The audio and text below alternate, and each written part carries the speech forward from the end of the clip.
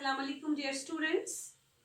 जैसा कि आप जानते हैं हमने कल ही जुडिशरी चैप्टर स्टार्ट किया है और उसमें मैंने आपको फंक्शंस ऑफ जुडिशरी बता दिया कि सबसे पहले तो मैंने ये आपको डिफाइन किया है कि जुडिशरी है क्या। Judiciary is very important organ of government. In every government, in fact, there are mainly three organs: legislature, executive, and judiciary. Legislature means lawmaking body, and executive means which enforces laws, and so far as judiciary is concerned, judiciary interprets the laws. और judiciary जो हिंदुस्तान की हम बात करेंगे, judiciary के under बहुत सारे courts आते हैं और टॉप मोस्ट कोर्ट जो है वो है सुप्रीम कोर्ट। हिंदुस्तान का जो सुप्रीम कोर्ट ऑफ इंडिया जो है, जो दिल्ली में है, वो टॉप मोस्ट कोर्ट है पूरी जुडिशरी का। और बाकी जो भी स्टेट्स हैं उनके अपने अपने हाई कोर्ट्स हैं। इनफैक्ट बहुत सारी स्टेट्स हैं जहाँ पे दो दो स्टेट्स का एक ही हाई कोर्ट है। जैसे हम बात करेंगे पंजाब हरियाणा की, same court, same this capital Chandigarh. तो इस तरह से या जो हम सेवन सिस्टर्स की बात करते हैं, आसाम गुवाहाटी हाई कोर्ट वो सेवन सिस्टर्स के लिए है। तो इनफैक्ट हर एक स्टेट का अपना अपना हाई कोर्ट है और बहुत सारी ऐसी स्टेट्स हैं जहां दो स्टेट्स या दो से ज्यादा स्टेट्स के एक ही हाई कोर्ट है। लेकिन इन सब के टॉप लेवल पे जो है that is supreme court of India. आज का जो टॉपिक है वो हमें यही है कि composition of supreme court of India. Powers functions भी इसके हैं, वो हम आगे पढ़ेंगे चूंकि ज्यादा से ज्यादा इस लेक्चर में हम इसका कंपोजिशन कवर कर सकते हैं। तो जहां तक बच्चों कंपोजिशन की बात है, सबसे पहले स्ट्रक्चर हम देखेंगे कि हमारी सुप्रीम कोर्ट जो है दिल्ली में apex court, top level court जो है जुडिशरी। जैसा कि आप जानते हैं कि जुडिशरी जो होता है इसका काम ही है कि to solve the disputes of the people. इसी तरह से interpretation of laws, making of laws, protection of fundamental rights of citizens. These are the functions of, in fact, the judiciary or advisory functions. Sometimes they are giving advice to the executive. तो functions पूरी Indian judiciary के ये हैं और specially उसमें supreme court की हम बात करेंगे। तो कंपोजिशन का जहां तक ताल्लुक है, स्ट्रक्चर जब हम इसका पढ़ेंगे सुप्रीम कोर्ट का, सबसे पहले हम पढ़ेंगे कि सुप्रीम कोर्ट ऑफ इंडिया जो है, जिसको अपेक्स कोर्ट भी कहा जाता है, तो in fact under article 124 of the Indian constitution, supreme court is the highest judicial authority in the country.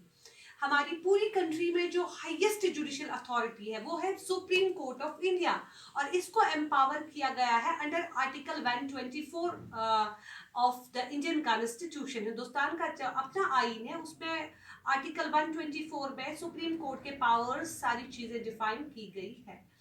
तो इससे आगे जब हम बढ़ते हैं, article 124 empowers the parliament to determine and raise the number of judges according to needs. Very important thing. यहाँ पे मैं बताना चाहूंगी कि सुप्रीम कोर्ट ऑफ इंडिया की जो स्ट्रेंथ है presently, that is 31 along with the chief justice of India. जब हम बात करेंगे at the time of enforcement of Indian constitution, जब हिंदुस्तान का आईन बना उस वक्त 1950 में the number was only 8 including chief justice. उस वक्त टोटल नंबर ऑफ जजेस जो थे वो 7 थे और 1 था चीफ जस्टिस ऑफ इंडिया। लेकिन उसके बाद धीरे धीरे 1956 में 6 साल के बाद ही इसकी 8 के बाद फिर 11 स्ट्रेंथ बढ़ी। 80s की जब हम बात करेंगे तो 25 तक वो पहुंचा। तो उसके बाद 2008 के बाद क्या हुआ, it was increase from 25 to 30। Presently number is 31 along with chief justice. आजकल जो है वो चीफ जस्टिस को लेके 31 है। देखिए कहाँ इसकी स्ट्रेंथ 8 थी और कहाँ आज 31 है। और इम्पोर्टेंट बात यह है कि ये जो भी स्ट्रेंथ बढ़ रही है जजेस की, तो हमारे इंडियन कॉन्स्टिट्यूशन में आर्टिकल 124 में पार्लियामेंट को, हमारी लेजिस्लेचर को इख्तियारात दिए गए हैं कि ये जो आपका सुप्रीम कोर्ट है, टॉप मोस्ट कोर्ट है, आप इसके नंबर ऑफ जजेस रेज कर सकते हैं according to the needs of department. जब जरूरत पड़ेगी, ज्यादा से ज्यादा इनको बर्डन होगा तो नेचुरली नए नए अपॉइंट करने पड़ेंगे। तो ये सारे जो भी अपॉइंटमेंट्स होते हैं, इनफैक्ट ये तो प्रेसिडेंट के थ्रू होते हैं। तो इस तरह से पार्लियामेंट को एम्पावर किया गया है कि आप इनका नंबर रेज कर सकते हैं। तो आगे बढ़ते हैं हम, चूंकि ये था कि नंबर्स कितने थे, पहले 8 थे और आज 31 है। तो पार्लियामेंट को एम्पावर किया गया है कि they have a right and they can raise the number of जजेस अकॉर्डिंग टू नीड्स। उसके बाद अपॉइंटमेंट ऑफ ए जज। जज जो होता है, एक सुप्रीम कोर्ट का जज जो होता है, उसको कौन अपॉइंट करता है, बहुत इंपॉर्टेंट बात। देखिए हम हर कोई एम्प्लॉय जो है उसको कोई ना कोई, चाहे तो सर्विस सिलेक्शन बोर्ड, चाहे तो कोई भी अथॉरिटी, चाहे यूपीएससी, चाहे स्टेट पब्लिक सर्विस कमीशन, कोई ना कोई रिक्रूटेड बॉडी जो होती है वो उसकी रिक्रूटमेंट करती है। इस तरह से जो जज होता है उसको कौन अपॉइंट करता है? तो judges, especially the judges of High Court and Supreme Court, here we are bound to discuss about the Supreme Court. Judge of the Supreme Court is appointed by the President of India with the consultation of Chief Justice. ये बात याद रखिएगा बच्चों कि जो supreme court का जज होता है उसको प्रेसिडेंट ऑफ इंडिया ही अपॉइंट करता है, लेकिन साथ में उसको कंसल्टेशन होनी चाहिए चीफ जस्टिस की। किसकी? चीफ जस्टिस की। क्योंकि सुप्रीम कोर्ट का जो हेड होता है, अगर हम यहाँ बात करते 30 जजेस की, इनका जो हेड होता है that is known as chief justice of India. उसको क्या कहा जाता है? चीफ जस्टिस कहा जाता है। तो इस तरह से जब एक जज को अपॉइंट किया जाता है, प्रेसिडेंट उसको अपॉइंट करता है, लेकिन उस वक्त वो चीफ जस्टिस की को कंसल्ट करके उसको अपॉइंट करता है। क्योंकि चीफ जस्टिस जो होता है वो जुडिशरी के मामलात से वाकिफ होता है और उसको पता होता है कि एक जूरिस्ट की क्वालिफिकेशन, एक जूरिस्ट की स्ट्रेंथ, एक जूरिस्ट जो है उसकी एबिलिटी क्या होनी चाहिए। तो तभी जाके उसको चीफ जस्टिस जो है उसको प्रेसिडेंट कंसल्ट कर देता है। जहां तक अपॉइंटमेंट ऑफ चीफ जस्टिस की बात है, अब जो हेड होता है इस पूरे सुप्रीम कोर्ट का, जिसको हम चीफ जस्टिस कहते हैं, इसको भी नेचुरली कौन अपॉइंट करता है? इसको भी प्रेसिडेंट ही अपॉइंट कर, लेकिन प्रेसिडेंट ही अपॉइंट करता है। लेकिन एक इम्पॉर्टेंट बात यह है कि जब से हमारा यहाँ पे कॉन्स्टिट्यूशन बना, इनफैक्ट जब से हम आज़ाद हुए हैं, तो हमारे यहाँ कन्वेंशन हुआ करती थी कि जो सुपीरियर बंदा होता था, स्पेशली सर्विस के लिहाज से, सीनियर बंदा जो होता था उसको अपॉइंट किया जाता था as a chief justice of India. अगर हम देखेंगे सुप्रीम कोर्ट के जो जजेस है 30 है, तो उसमें देखेंगे सबसे ज्यादा सीनियर बंदा जो है तो उसी को चांस मिलना चाहिए था, वही चीफ जस्टिस बनेगा, क्योंकि क्वालिफिकेशन तो सबकी सेम है उसके लिए। तो इस तरह से अब यहाँ सीनियरिटी मैटर करती है, जो कि एक कन्वेंशन पहले से था। तो इस तरह से जजेस को अपॉइंट किया जाता था। In fact after independence as a matter of convention the senior most जज was appointed as chief justice. But this convention was violated in 1973. 1973 में क्या किया गया? 1973 में इस कन्वेंशन को वायोलेट, तो अभी मैं बात कर रही थी 1973 में इसको वायोलेट किया गया क्योंकि उस वक्त एक जूनियर जज को अपॉइंट किया गया as a chief justice of India, M N Roy को, और ये बात सीनियर्स को पसंद नहीं आई। इनफैक्ट उस वक्त सीनियर मोस्ट जजेस जो थे, 3 जजेस ने उस वक्त रिजाइन किया।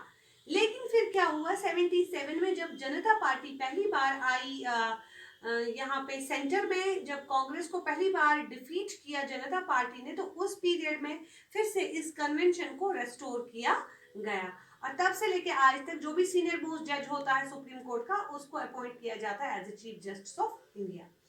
अब जो हमारे यहाँ क्वालिफिकेशन एक जज की क्या होनी चाहिए, सुप्रीम कोर्ट के जज की क्वालिफिकेशन क्या होनी चाहिए, जिस तरह से हमने पढ़ा प्रेसिडेंट का या प्राइम मिनिस्टर का, उनकी क्वालिफिकेशन क्या होनी चाहिए, तो इसी तरह से एक जज की क्वालिफिकेशन, सबसे पहले सिटीजन ऑफ इंडिया होना चाहिए, ही और she must be the citizen of India.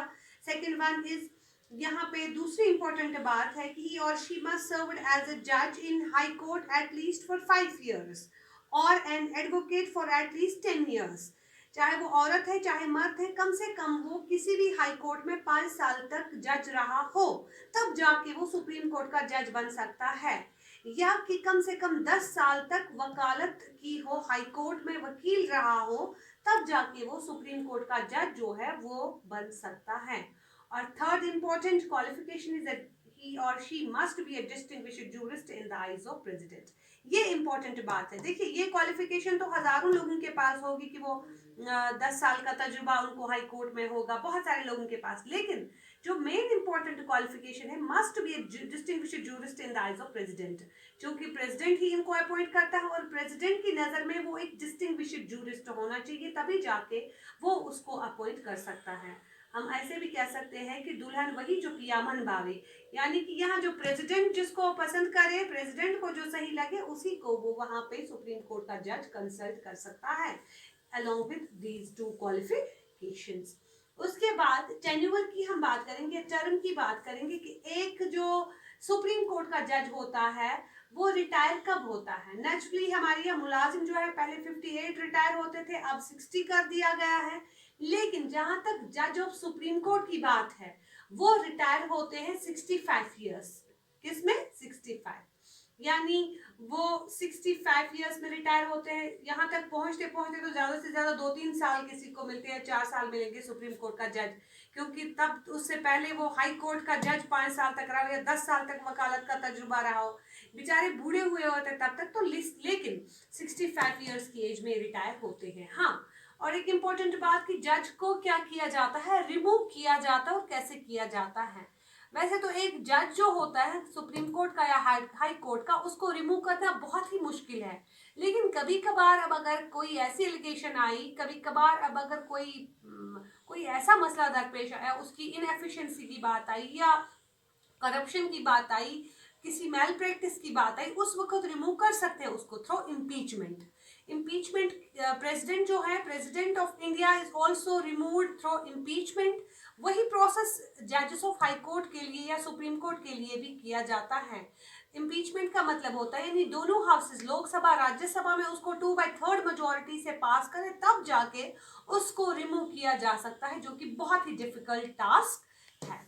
Otherwise जो जज होता है सुप्रीम कोर्ट का, बहुत ही पावरफुल बंदा होता है। वो अकाउंटेबल एग्जीक्यूटिव के सामने, लेजिस्लेचर के सामने नहीं होता है, क्योंकि हिंदुस्तान में जो एक इम्पॉर्टेंट फीचर है हमारे कॉन्स्टिट्यूशन का, दैट इज इंडिपेंडेंट जुडिशरी। तो हमारी जुडिशरी जो है that is independent from the control of legislature and from the control of executive. लेकिन उतना भी नहीं, जब कभी वैसी प्रॉब्लम दरपेश आए और लगे कि जज जो है वो गलत है या उसने कोई ऐसा कांड किया है, तो उसको रिमूव भी किया जा सकता है, क्योंकि he is appointed by parliament, especially he is appointed by the president of India, and president of India is the part of parliament, and if he will commit some wrong deeds, that time he must be removed through impeachment by parliament।